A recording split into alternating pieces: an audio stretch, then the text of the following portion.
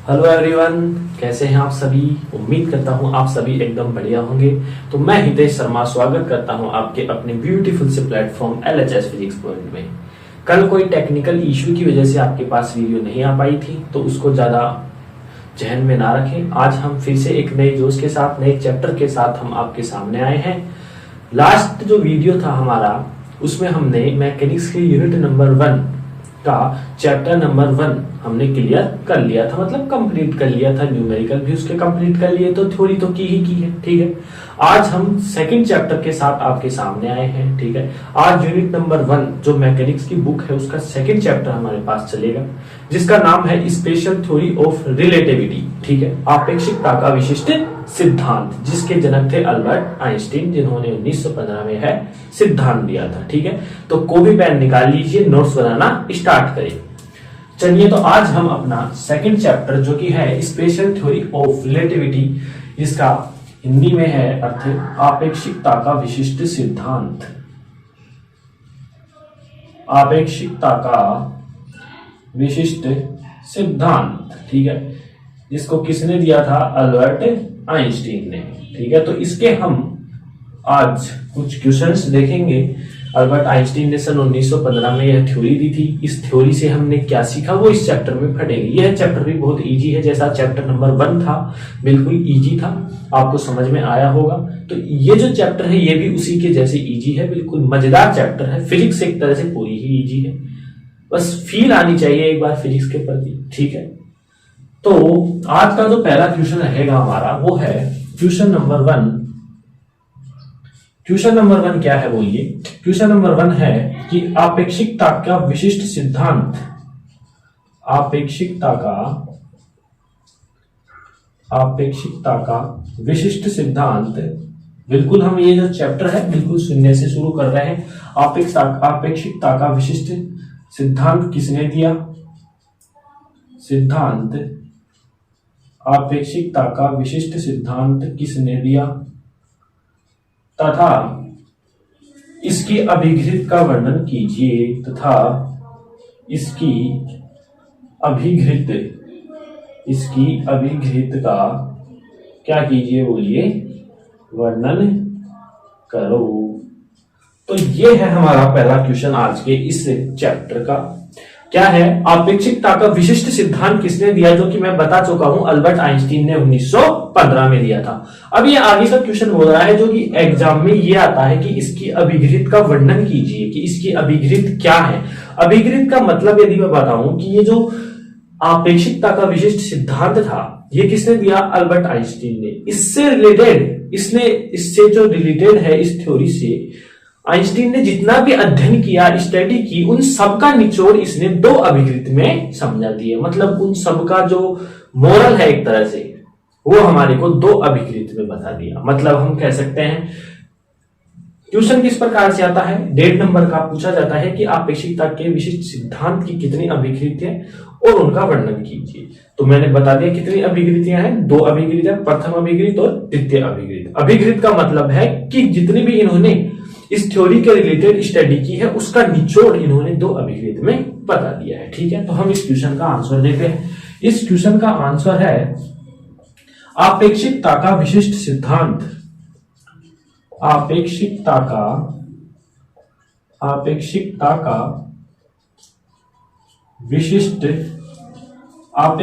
का विशिष्ट सिद्धांत अल्बर्ट आइंस्टीन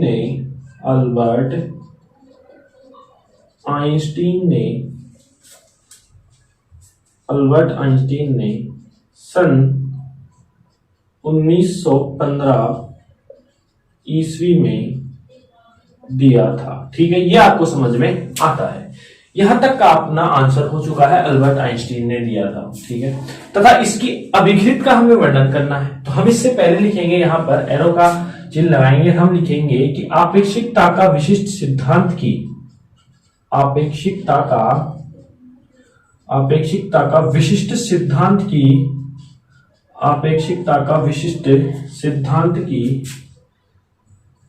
2 अभिकृतियां हैं। कितनी हैं? 2 अभिघृत हैं, 2 अभिघृत है। कितने अभिघृत हैं? 2 अभिघृत। अब हम उनका वर्णन करेंगे, बिल्कुल छोटे छोटे से हैं, समझने का प्रयास करें।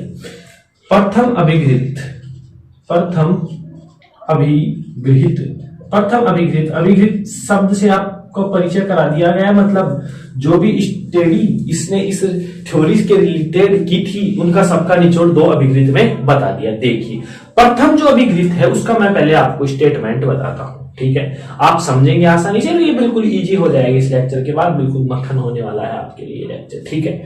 तो जो प्रथम अभिघृत है ये क्या बोलता है? प्रथम अभिघृत के अनुसार सभी जड़त्वीय निर्देश तंत्रों में, अच्छा एक बात और मैं बता दूं, चैप्टर नंबर 1 और 2 हम इसमें जड़त्वीय निर्देश तंत्र का ही अध्ययन करेंगे और चैप्टर नंबर 3 में हम अजड़त्वीय निर्देश तंत्र का अध्ययन करेंगे, ठीक है। तो प्रथम अभिघृत के अनुसार सभी जड़त्वीय निर्देश तंत्रों में घटित भौतिकी की सभी घटनाएं क्या होती हैं? बोलिए, समान होती है। मतलब आप कोई सा भी जड़त्वीय निर्देश तंत्र ले लीजिए, एस ले लीजिए, एस डैश ले लीजिए, एस ट्रिपल डैश ले लीजिए, मतलब आपके जितनी इच्छा है उतने जड़त्वीय होने चाहिए, लेकिन वो निर्देश तंत्र, उनमें जो एक निर्देश तंत्र में जो भौतिकी की घटना घटेगी वो सभी निर्देश तंत्रों में समान रूप से घटेगी, ठीक है, समझ में आया? मतलब एक निर्देश तंत्र में जो भौतिकी की घटना घट रही है ना, वो ही सभी निर्देश तंत्रों में समान रूप से घटेगी, समझ में आता है? देखिए अब हम इसका जो स्टेटमेंट है वो हम लिखते हैं कि प्रथम अभिघृत हमें क्या कहती है। तो प्रथम अभिघृत के अनुसार, प्रथम अभिघृत के अनुसार, प्रथम अभिघृत आप साथ के साथ लिखते हुए चले, प्रथम अभिघृत के अनुसार सभी जड़त्वीय निर्देश तंत्रों में, प्रथम अभिघृत के अनुसार सभी जड़त्वीय निर्देश तंत्रों में घटित, सभी जड़त्वीय निर्देश तंत्रों में घटित भौतिकी की सभी घटनाएं, क्या बोलिए? भौतिकी की सभी घटनाएं क्या होती हैं? एक समान होती है। भौतिकी की सभी घटनाएं एक समान होती हैं, घटनाएं एक समान होती है। समझ में आया? मतलब प्रथम अभिघृत का स्टेटमेंट यह है कि इसके अनुसार सभी जड़त्वीय निर्देश तंत्रों में घटित भौतिकी की सभी घटनाएं समान होती है। अतः इसे, इंपोर्टेंट लाइन है ये, अतः इसे तुल्यता का सिद्धांत भी कहते हैं। किसका सिद्धांत कहते हैं? बोलिए, तुल्यता का सिद्धांत भी कहते हैं, तुल्यता का सिद्धांत भी कहते हैं। यह है अपना प्रथम अभिघृत अपेक्षिकता के विशिष्ट सिद्धांत की प्रथम अभिघृत है ये, ठीक है। क्या बोल रहा है ये? प्रथम अभिघृत के अनुसार, मतलब मैंने आपको बता दिया है कि सभी जड़त्वीय निर्देश तंत्र, कितने भी जड़त्वीय निर्देश तंत्र हो सकते हैं, लेकिन उसमें जो फिजिक्स की घटना घट रही है एक निर्देश तंत्र में, वो सभी निर्देश तंत्रों में वही घटना घटेगी और वह समान होगी, ठीक है। अब इसको मैं आपको डायग्राम से बताना चाहूं, जैसे देखिए, जैसे एक डायग्राम लेता हूं मैं, ये कोई निर्देश तंत्र है मेरे पास, एक निर्देश तंत्र ये है, एक निर्देश तंत्र मेरे पास ये है, और एक निर्देश तंत्र आप और बना लीजिए, ठीक है। आप जितने चाहिए उतने निर्देश तंत्र ले सकते हैं, और तीनों निर्देश तंत्र क्या है? बोलिए, जड़त्वीय निर्देश तंत्र है। इस निर्देश तंत्र का नाम एस दे रहा हूं मैं, इसका एस डैश दे रहा हूं मैं, इसका एस डबल डैश दे रहा हूं, ठीक है। ये कौन सा अक्ष है? एक्स अक्ष है, ये वाई अक्ष है, ये जेड अक्ष है, और ये ओ है, ठीक है। ये कौन सा है? एक्स डैश है, ये कौन सा है? वाई डैश है, और ये कौन सा है? जेड डैश है। इसका मूल बिंदु क्या है? बोलिए, ओ डैश है। यदि मैं एस डबल डैश की बात करूं तो इसका है एक्स डबल डैश, इसका क्या है? वाई डबल डैश, और इसका क्या है? जेड डबल डैश, और ये आ जाएगा ओ डबल डैश। अब अपने पास 3 जड़त्वीय निर्देश तंत्र हमने ले लिए। अब आप चाहें तो कितने भी निर्देश तंत्र ले सकते हैं, हमें बस इसी स्टेटमेंट का फॉलो करना है, ठीक है। अब ये क्या बोल रहा है? प्रथम अभिघृत के अनुसार सभी जड़त्वीय निर्देश तंत्रों में, सभी जड़त्वीय निर्देश तंत्र हो गए, घटित भौतिकी की सभी घटनाएं, मतलब फिजिक्स की कोई भी घटना हो। देखिए अब आपको बिल्कुल इजी तरीके से समझाता हूं। यहां पर मेरे पास कोई 3 निर्देश तंत्र में मैंने कोई पिंड रखे हैं। क्या है? बोलिए, पिंड है जिनका द्रव्यमान कितना है? m है, ठीक है।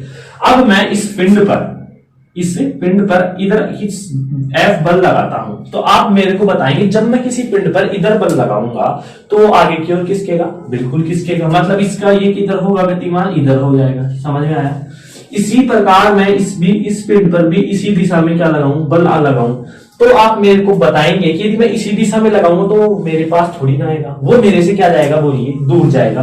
तो मतलब ये पिंड भी क्या जाएगा, दूर जाएगा। और इस पिंड पर भी मैं F बल इधर ही लगाऊं तो ये भी मेरे से क्या जाएगा, बोलिए, दूर जाएगा।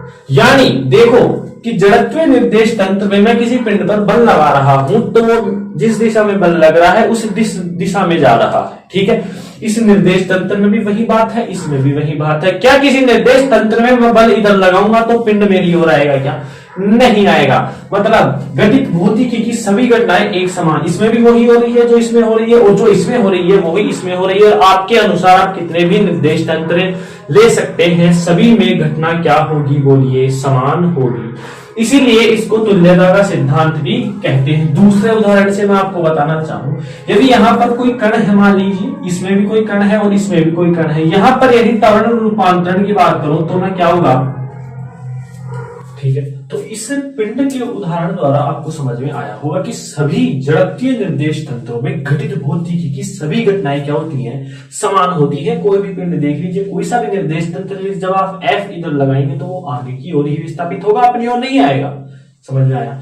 यदि आप इसके अलावा एक और एग्जांपल लूं मैं, यदि आपके पास यहाँ कोई पार्टिकल है, यहाँ पर भी कोई पार्टिकल है, यहाँ पर भी कोई पार्टिकल, गैलेलियन रूपांतरण में चलिए थोड़ा सा, इस पार्टिकल पर वेग तो सॉरी त्वरण रूपांतरण क्या होगा, a dash vector is equal to a vector. यदि मैं s और s डैश लिखूं, इस पर भी वही होगा, a dash vector is equal to a vector, और इस पर भी वही होगा, a dash vector is equal to a vector. मैं फॉर्मूला बताया हूं, निर्देश तंत्र के अनुसार नहीं बताओ कि आप बोले कि यहाँ डबल डैश है, मैं केवल एक फॉर्मूला बता रहा हूं। तो एस निर्देश तंत्र में जो त्वरण रूपांतरण है वही एस डैश में होगा, वही एस डबल डैश में होगा। कितने भी निर्देश तंत्र ले लीजिए, त्वरण रूपांतरण नहीं बदलने वाला, किसमें, जड़त्वीय निर्देश तंत्र में। तो पहला स्टेटमेंट आपको समझ में आया होगा, प्रथम अभिगृत के अनुसार सभी जड़त्वीय निर्देश तंत्रों में घटित भौतिकी की सभी घटनाएं एक समान होती हैं, जिसे क्या बोल रहे हैं हम, तुल्यता का सिद्धांत भी बोल रहे हैं। नोट करें, कर लिया नोट। चलिए अब हम चलते हैं इसकी द्वितीय अभिगृत में। कौन सी में चलते हैं, अब हम इसकी द्वितीय अभिगृत में चलते हैं, ठीक है। तो पहली अभिगृत बिल्कुल आपको आसानी से समझ में आई होगी, बिल्कुल इजी थी, और द्वितीय अभिगृत भी आपको आसानी से समझ में आ जाएगी। देखिए द्वितीय अभिगृत, अब द्वितीय अभिगृत का स्टेटमेंट लिखते हैं पहले। द्वितीय अभिगृत के अनुसार, द्वितीय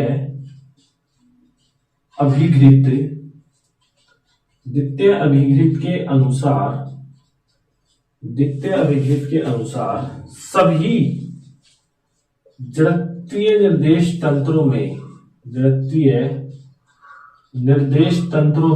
सभी जड़त्वीय निर्देश तंत्रों में प्रकाश का वेग, किसका बोलिए, प्रकाश का वेग अचर रहता है, प्रकाश का वेग अचर रहता है, ठीक है। समझ में आया। मतलब द्वितीय अभिगृत क्या बोल के जा रही है आपको कि सभी जड़त्वीय निर्देश तंत्र, अभी जस्ट हमने लिया था, सभी जड़त्वीय निर्देश तंत्रों में जो प्रकाश का जो वेग है वो क्या रहता है, अचर रहता है, तथा यह प्रेक्षक या प्रेक्षण की स्थिति पर निर्भर नहीं करता, प्रेक्षण की स्थिति पर निर्भर नहीं करता है, स्थिति पर निर्भर नहीं करता है। अब इसको मैं आसानी से आपको समझा दूंगा, देखना। अभी 1 मिनट रुकिए। प्रकाश का वेग होता है 3 × 10⁸ मीटर प्रति सेकेंड। तो इसको बिल्कुल इजी तरीके से मैं बताता हूं। ये बोल रहा है कि द्वितीय अभिगृत के अनुसार सभी जड़त्वीय निर्देश तंत्र में प्रकाश का वेग अचर रह रहा है। मतलब एक निर्देश तंत्र में प्रकाश का वेग 3 × 10⁸ मीटर प्रति सेकेंड है, तो दूसरे में भी इतना ही रहेगा, चेंज नहीं होगा। चलिए अब मैं इसको आपके एक उदाहरण से बताता हूं। मान लीजिए आप एक कॉलोनी में खड़े हुए हैं, तो उस कॉलोनी को आप निर्देश तंत्र मान सकते हैं, ठीक है। वहां पर आपकी जो सनलाइट आ रही है उसका वेग है 3 × 10⁸ मीटर प्रति सेकेंड, ठीक है। आप जैसे ही दूसरी कॉलोनी में गए तो आप समझिए कि हम एक निर्देश तंत्र से दूसरे निर्देश तंत्र में चले गए। वहां सनलाइट का प्रकाश कितना होगा, वही 3 × 10⁸ मीटर प्रति सेकेंड होगा। आपका एक कॉलोनी से दूसरे कॉलोनी में जाने पर क्या सनलाइट चेंज होगी, क्या सनलाइट की वेलोसिटी चेंज होगी, क्या 3 गुणा 10 की घात 10 हो जाएगी या उससे कम हो जाएगी? नहीं होगी ना, खुद के कॉमन सेंस की बात है। तो बस ये मानिए कि एक कॉलोनी से दूसरी कॉलोनी, मतलब एक निर्देश तंत्र से दूसरे निर्देश तंत्र, तीसरे निर्देश तंत्र, चौथे निर्देश तंत्र में प्रकाश का वेग क्या रहना है? अचर रहना है। तो ये आपको बिल्कुल समझ में आ गया होगा। तो द्वितीय विघृत के अनुसार सभी जड़त्वीय निर्देश तंत्रों में प्रकाश का वेग अचर रहता है तथा, यहां तक आपको समझ में आ गया। अब देखिए, तथा यह प्रेक्षक, प्रेक्षक मतलब देखने वाला, मतलब आप देख रहे हैं, एक कॉलोनी में खड़े होकर आपने नापा किसी भी मीटर से, मतलब पैमाने से, यह 3 गुणा 10 की घात 8 मीटर प्रति सेकंड आ रहा है। दूसरे में गए, मान लीजिए आप पहले में बिल्कुल मतलब खड़े हुए थे और दूसरी कॉलोनी में जब गए, वहां बैठकर देख रहे हैं, क्या पता आपको कोई अंतर आ जाए, मतलब कोई अंतर नहीं, मतलब प्रेक्षक की स्थिति पर निर्भर नहीं कर रहा है, जो वेग है वो ही रहने वाला है। प्रेक्षण मतलब आपने उसका वेग चेक किया, एक कॉलोनी में रहकर उसकी कुछ प्लेटें लगा दी, कांच वगैरह की कुछ प्लेटें लगा दी, तो आपने तब देखा तभी भी आपका प्रकाश का वेग वही था, दूसरे में गए तभी भी वही था। मतलब यह प्रेक्षक और प्रेक्षण की स्थिति पर निर्भर नहीं रहता है, यह तो रहेगा तो रहेगा, 3 गुणा 10 की घात 8 मीटर प्रति सेकंड रहेगा तो ही रहेगा। ठीक है, तो द्वितीय विघृत के अनुसार सभी निर्देश तंत्रों में प्रकाश का वेग अचर रहता है। कितना रहता है? 3 गुणा 10 की घात 8 मीटर प्रति सेकंड। याद रखेंगे, वेरी वेरी इंपोर्टेंट है, काम में भी आएगा। तो ये थी अपनी पहला जो क्वेश्चन था, अपेक्षिकता का विशिष्ट सिद्धांत किसने दिया? इसका आंसर ये है, इसके अभिघृत जो प्रथम अभिघृत दे दी, द्वितीय अभिघृत दे दी। ठीक है, चले नोट करें यहां तक। चलिए, अब अगला जो क्वेश्चन है वो है वेरी वेरी इंपोर्टेंट क्वेश्चन और थोड़ा बड़ा भी है, जिसको हम 2 पार्ट्स में हम पूरा करेंगे। आज उसका पहला पार्ट पढ़ते हैं, कल उसका दूसरा पार्ट पढ़ेंगे। ठीक है, तो वो क्वेश्चन जो है, जिस प्रकार से हमने गैलीलियन रूपांतरण की थ्योरी पढ़ी थी पूरी, उसी प्रकार एक और यहाँ साइंटिस्ट आते हैं, लोरेंज नामक वैज्ञानिक ने लोरेंज रूपांतरण दिया और इन्होंने, इनका जो प्रश्न आता है वो आता है कि लोरेंज रूपांतरण के समीकरणों की क्या करो, बोलिए उत्पत्ति कीजिए। तो क्वेश्चन लिखते हैं हम। सबसे पहले आप भी तुरंत लिखते हुए चलेंगे। क्वेश्चन नंबर 2, लोरेंज रूपांतरण समीकरणों की व्युत्पत्ति करो या समीकरणों को उत्पन्न कीजिए। ये थोड़ा बड़ा क्वेश्चन है, जिसको हम कितने पार्ट्स में करेंगे? 2 पार्ट्स में। आज पहला पार्ट होगा, कल दूसरा पार्ट होगा। ठीक है, तो इसका आंसर लिखते हैं हम। सबसे पहला मैं इसका आपको बताना चाहता हूं कि जिस प्रकार गैलीलियन जो रूपांतरण संबंध था, उसमें हमने 2 बातें सीखी थी कि यह जो रूपांतरण है वो तभी होगा जब आपके द्वारा लिया गया निर्देश तंत्र कैसा हो? जड़त्वीय निर्देश तंत्र। वही लोरेंज नामक वैज्ञानिक कहते हैं कि मेरा रूपांतरण भी तभी होगा जब आपके द्वारा लिया गया निर्देश तंत्र कैसा हो? जड़त्वीय हो, मतलब दोनों में इक्वल्स है। ठीक है, लेकिन दूसरा उसमें क्या आता है कि मेरा जो गैलीलियन रूपांतरण है वो उन्हीं कणों, उन्हीं पिंड पर लागू होगा जिनका वेग प्रकाश के वेग से क्या होगा? बहुत कम होगा। लेकिन पहला अंतर आ रहा है, लोरेंज रूपांतरण कहता है कि मेरा तो रूपांतरण तभी होगा जब मेरे कण का वेग क्या होगा? प्रकाश के वेग के लगभग बराबर होगा। मतलब 3 गुणा 10 की घात 8, 3 गुणा 10 की घात 7 ऐसे हो सकता है, लगभग बराबर होगा। मतलब पहला अंतर क्या है गैलीलियन और लोरेंज रूपांतरण में? गैलीलियन उन्हीं कणों में लगता है जिन कणों का वेग प्रकाश के वेग से बहुत कम होता है, लोरेंज उन कणों में लगता है जिन कणों का वेग प्रकाश के वेग के लगभग बराबर होता है। तो हम लिखते हैं आंसर में, देखिए लोरेंज रूपांतरण समीकरण, लोरेंज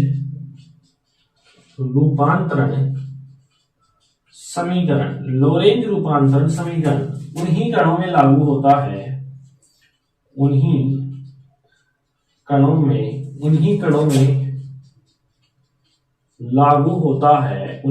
में लागू होता है जिन कणों का वेग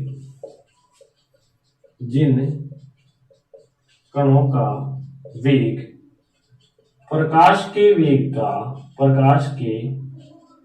वेग के लगभग क्या हो? प्रकाश के वेग के लगभग बराबर होते हैं। लगभग क्या होते हैं? बराबर होते हैं। लोरेंज रूपांतरण समीकरण उन्हीं कणों के लिए लागू होता है जिन कणों का वेग प्रकाश के वेग के लगभग क्या होते हैं? बराबर होते हैं। ठीक है, ये आपको समझ में आया होगा। अब हम इस क्वेश्चन को 3 स्टेप्स में करेंगे। ठीक है, तो 2 स्टेप आज हम पढ़ेंगे तथा एक जो स्टेप है, तीसरी स्टेप, वो हम कल पढ़ेंगे। ठीक है, बड़ा क्वेश्चन है। तो सबसे पहले मैं इसकी स्टेप नंबर 1 में चल रहा हूं। तो स्टेप नंबर जो फर्स्ट है वो क्या है, देखिए स्टेप नंबर फर्स्ट में हम 2 निर्देश तंत्र लेंगे, एस और एच डैश, दोनों जड़त्वीय होंगे, जहां एस डैश निर्देश तंत्र के सापेक्ष नियत वेग v से प्लस x दिशा की ओर गतिशील करेगा। तो आगे क्या क्या होगा, गैलीलियन से ये लोरेंज रूपांतरण किस प्रकार से डिफरेंट है वो भी मैं आपको तुरंत बताते हुए चलूंगा। जैसे पहला तो मैंने बता दिया है, यह उन गणों के लिए लागू होगा जिन गणों का वेग प्रकाश के वेग के लगभग बराबर होगा। ठीक है, पहला अंतर तो आ गया है। स्टेप नंबर 1 में क्या है, देखिए माना 2 निर्देश तंत्र, माना 2 निर्देश तंत्र कौन कौन से, एस व एच डैश है। माना 2 निर्देश तंत्र एस व एच डैश है। एच डैश निर्देश तंत्र, या हम लिखना चाहें कि प्रारंभ में यानी t बराबर 0 समय में, प्रारंभ में जैसा कि गैलीलियन में किया था वहां तक मैं बता दूंगा, बिल्कुल सेम है। प्रारंभ में यानी t बराबर 0 समय पर दोनों निर्देश तंत्र क्या है, संपाती हैं। दोनों निर्देश तंत्र संपाती हैं। ये गैलीलियन में भी किया था। माना 2 निर्देश तंत्र है, एस व एच डैश, प्रारंभ में t बराबर 0 समय पर दोनों निर्देश तंत्र संपाती हैं। आइए डायग्राम से हम इसको समझेंगे। दोनों निर्देश तंत्र क्या है, संपाती हैं। ये संपाती का मतलब मैं बता भी दिया था पहले ही। ठीक है, ये y डैश और ये z डैश, ये s और h डैश 2 निर्देश तंत्र है।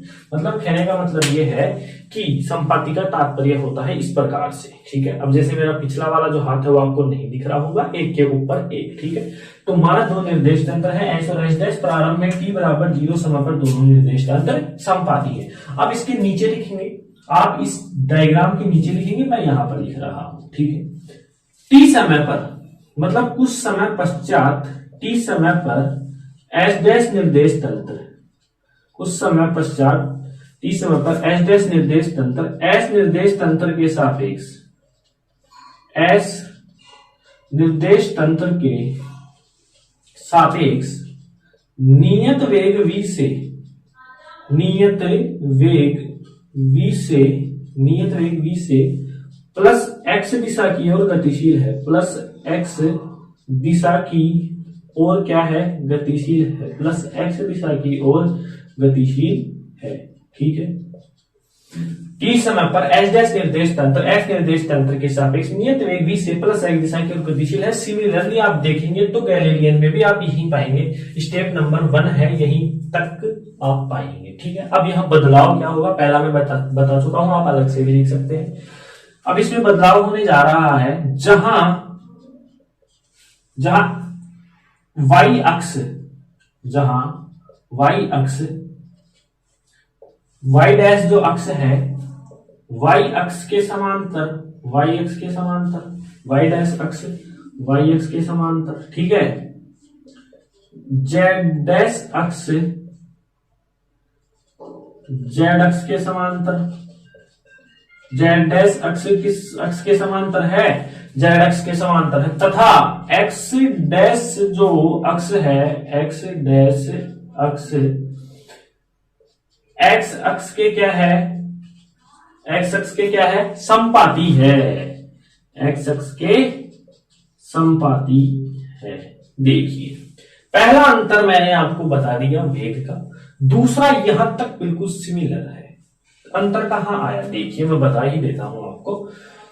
यहां पर यदि मैं डायग्राम से आपको बताऊं तो ये तो है गैलीलियन का कुछ इस प्रकार से, गैलीलियन रूपांतरण का है, जहां अपना ये एस निर्देश तंत्र था जिसके निर्देशांक एक्स वाई जेड ओ थे, ये एस डैश था जिसके निर्देशांक X dash Y dash Z dash O dash था। ये कब था, जब एस डैश निर्देश तंत्र के सापेक्ष नियत वेग v से प्लस एक्स दिशा की ओर गतिशील था, जहां एक्स डैश एक्स के समांतर, वाई डैश वाई के समांतर, जेड डैश जो है वो जेड के समांतर है। लेकिन इसमें क्या है, लोरेंज रूपांतरण समीकरण क्या हो रहा है, जब एस निर्देश तंत्र के सापेक्ष एच डैश निर्देश तंत्र प्लस एक्स दिशा की ओर गतिशील है, तो क्या हो रहा है, ये तो किसके हैं, ये तो एच निर्देश तंत्र है, एक्स वाई जेड ओ, ये कौन सा है, एच डैश। अंतर दोनों में आपको पता चल रहा होगा। अंतर क्या है, इसमें भी वाई डैश वाई के समांतर, इसमें भी, इसमें जेड डैश जेड के समांतर, इसमें एक्स डैश एक्स के समांतर, लेकिन इसमें एक्स डैश और एक्स क्या है, समपाती है। आपको दूसरा अंतर पता चल गया होगा। टी समय पर एच डैश निर्देश तंत्र के सापेक्ष नियत वेग v से प्लस एक्स दिशा की ओर गतिशील है। यहां तक लोरेंज में भी था तो गैलीलियन में भी था, जहां पाई डैश यहां तक बिल्कुल लोरेंज और गैलीलियन समान है, लेकिन यहां जाकर अंतर हो जाता है, ये इसके समांतर था, ये इसके समपाती है।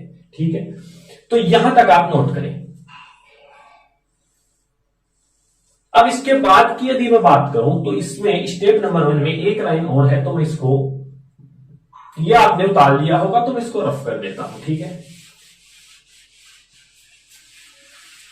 देखिए, तो अब यहीं यदि इस डायग्राम में कोई मेरे पास कण है जो बिंदु P पर क्या है, स्थित है।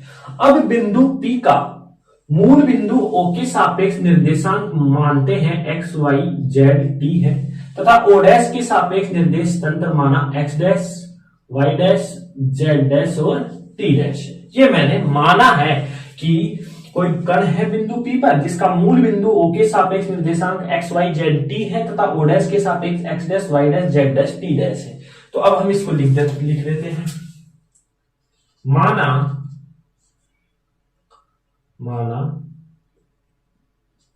बिंदु P का, मूल बिंदु O के सापेक्ष निर्देशांक कितने हैं बोलिए, एक्स वाई जेड टी, तथा O डैश के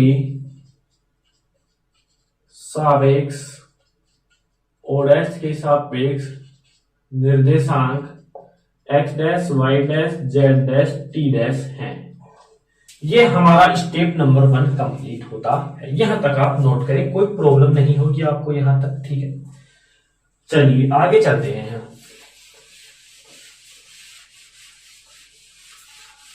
इस डायग्राम की जरूरत अभी पड़ेगी हमारे को, तो हम इसको ऐसे कैसे रहने देते हैं यहां पर। ठीक है, यहां पर कोई बिंदु क्या था हमारा, P था, इसका मूल बिंदु के सापेक्ष एक्स वाई जेड टी है, ये कोमा है यहाँ पर, और O डैश के सापेक्ष X dash Y dash Z dash और टी डैश है। ठीक है, अब देखिए स्टेप नंबर 2 में हम चल रहे हैं। अब स्टेप नंबर 2 क्या है, देखिए, माना, पहले मैं स्टेटमेंट लिख रहा हूं, इतने आप देखेंगे कि मैं क्या लिख रहा हूं। माना मूल बिंदु O पर, चित्र को देखते रहे बस आप, माना मूल बिंदु O पर कोई प्रकाश स्रोत रखा जाता है, कोई प्रकाश स्रोत रखा जाता है, डायग्राम को देखते रहे। माना मूल बिंदु O पर कोई प्रकाश स्रोत रखा जाता है, तो प्रकाश दीप्ति यानी लाइट, प्रकाश दीप्ति को बिंदु P तक पहुंचने में लगा समय,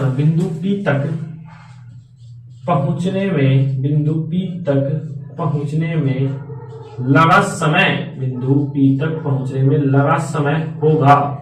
अब देखिए, मतलब स्टेप नंबर 2 का हमारे पास एम क्या है, स्टेप नंबर 2 का हमारे पास टारगेट है कि जो एक मान रहा हूं मैं कि मूल बिंदु O पर कोई मेरे पास प्रकाश स्रोत है, इस प्रकार से ये कोई प्रकाश स्रोत मैं रख दिया हूं मूल बिंदु O पर। ठीक है, रख दिया, जिसकी प्रकाश दीप्ति, अब कोई भी प्रकाश स्रोत हो सकता है, लाइट हो सकती है हमारे पास, कोई ट्यूबलाइट हो सकती है, कोई लट्टू हो सकता है, या कोई टॉर्च हो सकती है। ठीक है, तो उसके द्वारा लाइट निकलेगी, बिल्कुल निकलेगी। तो प्रकाश दीप्ति को, अब वो लाइट है वो बिंदु पी तक तो पहुंचेंगी। जैसे हम घरों में टॉर्च जलाते हैं तो हमें लगता है कि एकदम से जल जाती है और दीवार तक पहुंच जाती है, यदि आप दीवार पर मारेंगे तो। लेकिन ऐसा नहीं है, उसको कुछ समय लगता है, वो समय बिल्कुल नगण्य होता है, अल्प होता है, इसलिए हमें पता नहीं चलता, लेकिन कुछ समय लगता है। ठीक है, तो जब यह प्रकाश स्रोत मैं मूल बिंदु O पर रखूंगा तो बिंदु P तक प्रकाश दीप्ति यानी लाइट को पहुंचने में लगा समय क्या होगा। हमारा टारगेट है कि एक बार इस प्रकाश स्रोत को O पर रखेंगे, एक बार O' पर रखेंगे, और हमें दो समीकरण निकालना है। स्टेप नंबर सेकंड हमारा कंप्लीट हो जाएगा। देखिए, तो पहुंचने में लगा समय हम जानते हैं कि चार बराबर होता है दूरी बटे कितना समय। तो यहां से समय क्या हो जाएगा, यहां से समय हो जाएगा दूरी बटे कितनी बोलिए, 4 हो जाएगा। अब यहां देखिए दूरी बटे 4 हो जाएगा, समय कितना है जब मैं मूल बिंदु O के सापेक्ष निर्देशांक कौन से हैं, x y z t, तो समय क्या हो जाएगा यहाँ पर t इज इक्वल टू दूरी कितनी है। अब देखिए दूरी तो यही है, मान लीजिए लाइट ही है, एक तरह से वो इतनी दूरी तय करके यहां तक जा रही है। कितनी दूरी हो गई है, OP दूरी, OP। चाल कितनी है, c। प्रकाश का वेग द्वितीय विकृत अचर रहता है, कोई सा भी निर्देश तंत्र ले लीजिए, तो c हो गया।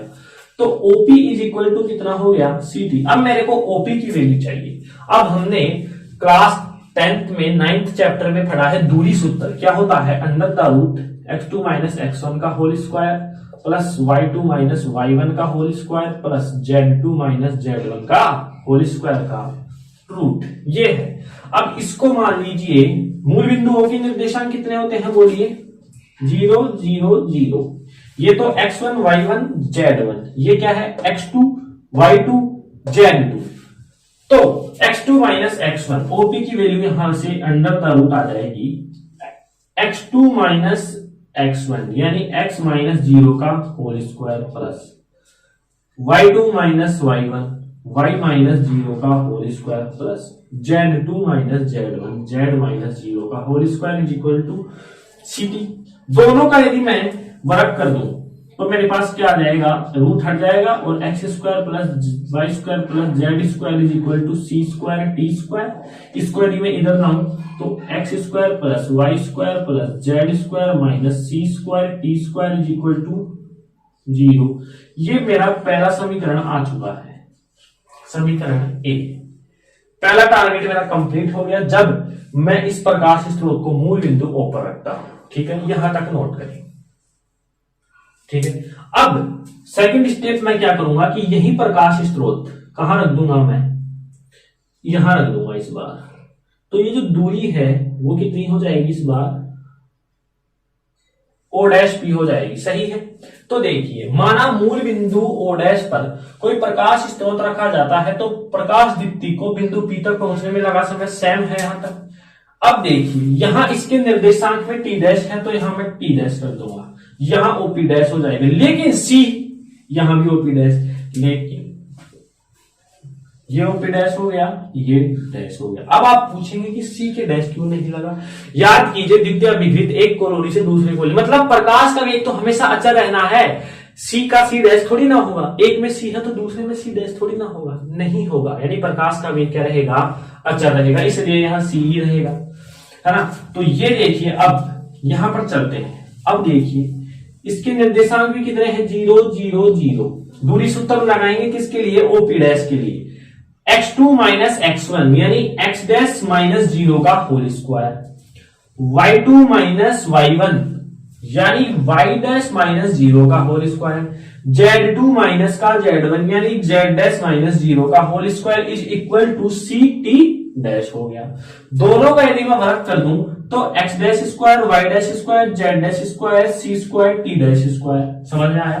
और अपने पास जो फाइनल सेकंड समीकरण आ जाएगा वो आ जाएगा इस प्रकार से, x' square plus y' square plus z' square is minus का c square t' square is equal to 0। इसको हम दे देंगे समीकरण बी। तो ये था आपका स्टेप नंबर 2। कुछ भी नहीं किया है, जिनको आराम से स्टेप नंबर 2 में जब मैंने प्रकाश स्रोत यहां रखा तो पूरी प्रोसेस समझ में आ गई थी। जैसे ही यहां रखा तो केवल डैश डैश बदला है, बाकी प्रोसेस वही है, वही मूल बिंदु की जगह O' आया है। ठीक है, ये सूत्र वही रहेगा। टी की जगह टी डैश आया है, ठीक है। ओपी की जगह क्या आया है, ओ डैश पी आया है, ठीक है। और सीटी की जगह क्या आया है, सीटी डैश आया है। बाकी सबका सेम है। आप बड़ी क्लास में जा चुके हैं, बीएससी फर्स्ट ईयर की क्लास में हो आप, तो आपको दोबारा से बताना अच्छा नहीं लगेगा, ठीक है। तो ये है आपका स्टेप नंबर 2। अब स्टेप नंबर 3 में हम चलेंगे, जो कि कल चलेंगे। उसका मैं थोड़ा सा ओवरव्यू आपको दे देता हूं, वो थोड़ी स्टेप बड़ी है, ठीक है। तो यहां तक आप नोट करें, ठीक है। चलिए, उम्मीद करता हूं आपको ये अभी तक बिल्कुल समझ में आया होगा, ठीक है। आसान है बिल्कुल टॉपिक, चीजें बिल्कुल आसान कर दी गई हैं। यदि आपको आसान नहीं लग रही है तो आप दोबारा पढ़ें, लेक्चर को दोबारा देखें। फिर भी कोई प्रॉब्लम आ रही है तो आप कमेंट बॉक्स में जरूर कमेंट करें, ठीक है। तो स्टेप नंबर 3 आपको पता चल गया है कि हमें स्टेप नंबर 2 में क्या किया था, टारगेट क्या था हमारा, समीकरण ज्ञात करना। स्टेप नंबर 3 में हमारा टारगेट है लोरेंज रूपांतरण समीकरण उत्पन्न करना, ठीक है। तो लोरेंज रूपांतरण समीकरणों की उत्पत्ति करने के लिए माना लोरेंज रूपांतरण समीकरण निम्न है, माना लोरेंज रूपांतरण समीकरण निम्न है। अब हम पहले की क्लास में पढ़ चुके हैं कि कोई भी यदि हमें किसी का भी हल ज्ञात करना है तो हम उसको मान लेते हैं पहले से, और जो मान रहे हैं उसका मान ज्ञात करके वापस उस समीकरण में रख देते हैं, वो उसका मान आ जाएगा। तो माना मेरे को लोरेंज रूपांतरण समीकरण चाहिए, ठीक है। तो लोरेंज रूपांतरण समीकरण चाहिए, इसके लिए मैं पहले ही एडवांस में मान रहा हूं कि माना यही लोरेंज रूपांतरण समीकरण है। कौन कौन से, x dash is equal to alpha x plus का beta t, y dash is equal to y, और z dash is equal to z, और T dash is equal to del x plus का गामा टी, ठीक है। ये है Lorentz रूपांतरण समीकरण, ठीक है। मान रहा हूं मैं कि माना लोरेंज रूपांतरण समीकरण ये है। अब यहां से मेरे को अल्फा की वैल्यू फाइंड करनी है, बीटा की वैल्यू फाइंड करनी है, डेल की वैल्यू ज्ञात करनी है, और गामा की वैल्यू ज्ञात करनी है, ठीक है। जैसे ही मेरे पास ये वैल्यू फाइंड हो जाएंगी, मैं इनका मान इसमें रखूंगा। जो मेरे पास समीकरण आएंगे वो क्या होंगे, लोरेंज रूपांतरण समीकरण होंगे। इसीलिए मैं आपको ये स्टेप नंबर 3 में लाया हूं, ताकि आप ये समीकरण इक्वेशंस हैं वो याद कर सकें। फिर हम कल इनको मान निकालेंगे अल्फा बीटा डेल गामा का, और यहां पर जब मान रखेंगे तो हमारे पास क्या आ जाएगा, लोरेंज रूपांतरण समीकरण की समीकरण आ जाएंगे, ठीक है। तो उम्मीद करता हूं कि आज का ये लेक्चर आपको आसानी से समझ में आया होगा, ठीक है। लगभग आपको याद भी हो रहा होगा, क्योंकि मैं हर सेंटेंस को लगभग 3 या 4 बार बोल देता हूं, ठीक है। तो आज का जो लेक्चर था बड़ा इंटरेस्टिंग था, बिल्कुल इजी था। तो ऐसे ही हर लेक्चर आपके लिए इजी होगा, बस आप लगातार मेहनत करते रहें, और जितना हो सके उतना फर्स्ट ईयर की स्टूडेंट्स के पास वीडियो पहुंचाएं। वीडियोस में यदि कुछ इशू आ रहे हैं, मतलब कोई आवाजें वगैरह आ रही है, तो उस पर बिल्कुल भी ध्यान ना दें, ठीक है। तो आप निरंतर पढ़ाई करते रहें, और कोई भी प्रॉब्लम आए तो तुरंत कमेंट बॉक्स में कमेंट करें, ठीक है। तो मिलते हैं कल एक नए लेक्चर के साथ, तब तक पढ़ाई करते रहें। All the very best.